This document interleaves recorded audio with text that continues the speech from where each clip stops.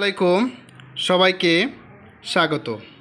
আমার কাছে যুক্তিবিদ্যা প্রথম পত্র এইচএসসি দিনাজপুর বোর্ডের গসেট একটা প্রশ্ন আছে। দেখো, এই প্রশ্নটা সলিউশন দিচ্ছি। অমাধ্যম অনুমানে কয়টি আশ্রয় বাক্য থাকে? একটি। কারক বিশ্লেষণ করলে কোন ধরনের শর্ত পাওয়া যায়? সদর্থক ও নৈর্থক শর্ত। আরও অরহমূলক লম্ফ হলো, এটা হচ্ছে তিনটা: প্রকৃত, অপ্রকৃত, আর একটা হচ্ছে আরব অন্তঃসার।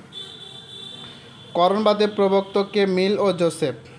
নিচের কোনটি বিরুদ্ধ পথ? এশিয়াবাসী ও অএশিয়াবাসী। কিছু আম হয় টক, এই বাক্যটি হচ্ছে, দেখো, খ নাম্বার উত্তর। এটা খ নাম্বার হবে। কিছু আম হয় অটক, এ যেটা হবে এটা।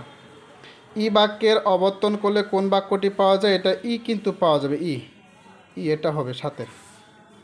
8 নাম্বারটা দেখো, রাজা দেশ শাসন করেন, এখানে রানী রাজাকে শাসন করেন। রানী দেশ শাসন করেন যদি অবৈধ প্রধানত অনুপত্তি।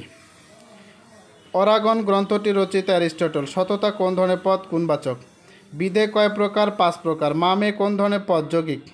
মা-মে এটা হচ্ছে যৌগিক। আরোহের কোটাবাস এটা হচ্ছে জোসেফ। সকল ফুল হয় সুন্দর, এটা হচ্ছে অবরোহ। উদ্দীপকে এটা এক ও 2। 15 নাম্বার হচ্ছে 1 ও 2।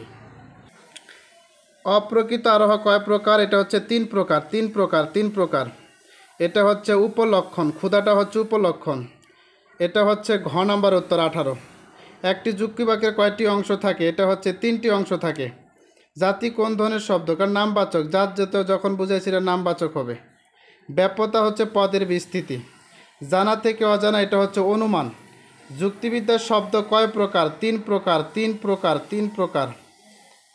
পথ নিরপেক্ষ শব্দ কোনটি? আহা, এটা হচ্ছে নিরপেক্ষ শব্দ। এটাকে বলে নিরপেক্ষ শব্দ।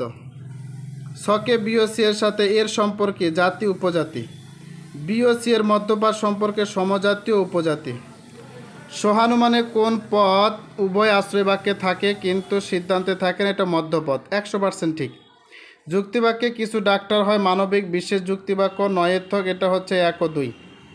যুক্তিবাক্যের প্রতীকরূপ কোনটি? এটা হচ্ছে ই। 100% ঠিক। কোনটি? এটা হচ্ছে সকল রান্নাঘর হয় পাকের ঘর। সকল রান্নাঘর হয় পাকের ঘর। পরবর্তীতে দ্বিতীয় পত্রের সাজেশন পেতে চাইলে আমার যেটা সাজেশন দেওয়া ছিল, দেখো এখান থেকে 20-25টার মতো বা 22টার মতো কমন আসছে।